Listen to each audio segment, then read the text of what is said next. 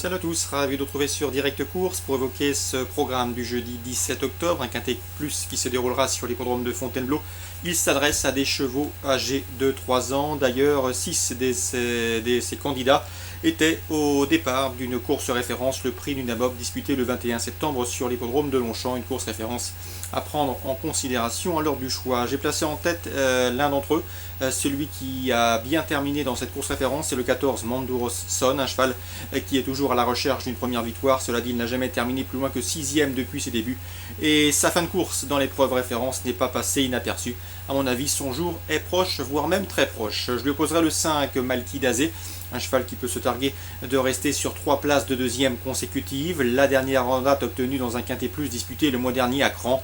Rien ne s'oppose à une confirmation, d'autant qu'il était battu de très peu ce jour-là sur l'hippodrome mayennais.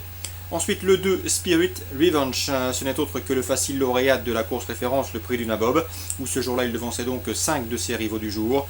Il a été remonté de 4 livres sur l'échelle des valeurs, ce qui complique sa tâche, mais à mon avis, il est toujours compétitif, d'autant qu'il a déjà eu l'occasion de bien faire en terrain lourd.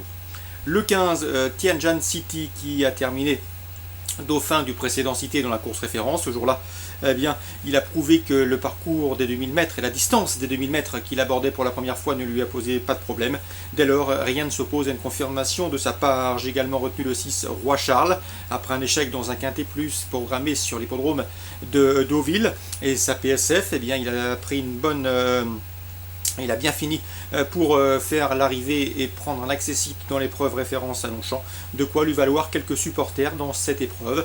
Ensuite, j'ai retenu le numéro 9, Endio. Il a beaucoup mieux couru que ne l'indique sa 6e place obtenue dans la course référence, traçant ce jour-là une encourageante fin de course.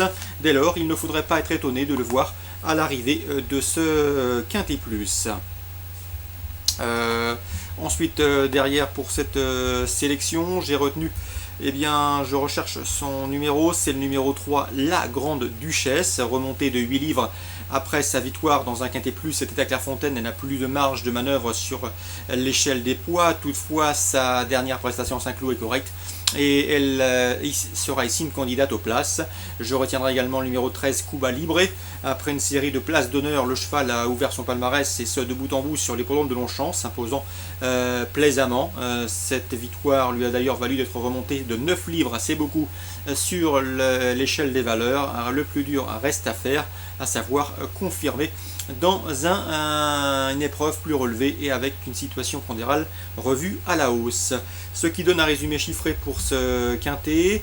Le 14, Manduros Son devant le 5, Malki Dazé, le 2, Spirit Revenge, le 15, Tianjin City, le 6, Roi Charles, le 9, Endio, le 3, La Grande Duchesse et le 13, Cuba Libre.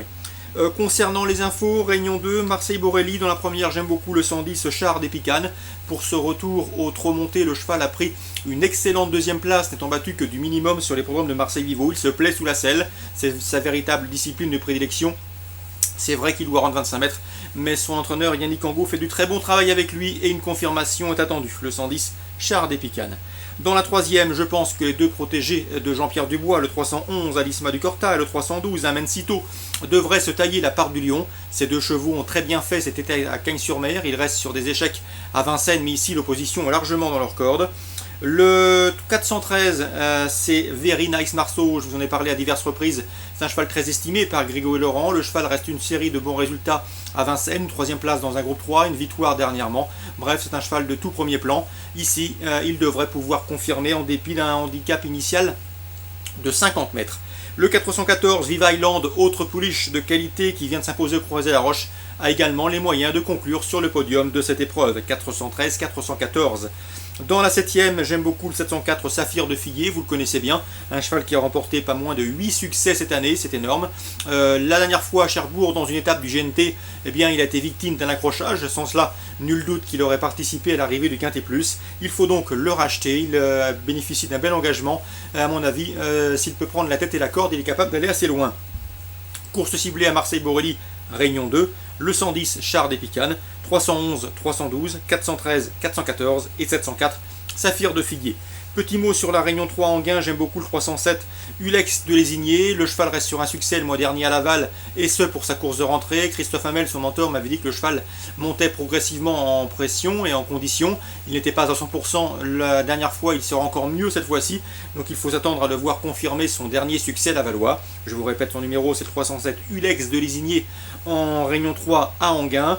En Réunion 4 sur l'hippodrome de Pornichet, je vous conseille d'investir sur le 902 Arénis, un cheval estimé par la famille Linders, estimé toute proportion gardée bien évidemment. Le cheval a bien débuté à Angoulême le mois dernier, le 22 septembre, se classe en 3e sans avoir une course dure ce jour-là. Il a progressé depuis.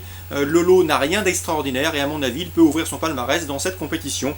Le 902 Arénis, un AQPS qui ne devrait plus tarder à ouvrir donc son palmarès, il en trouve ici l'occasion.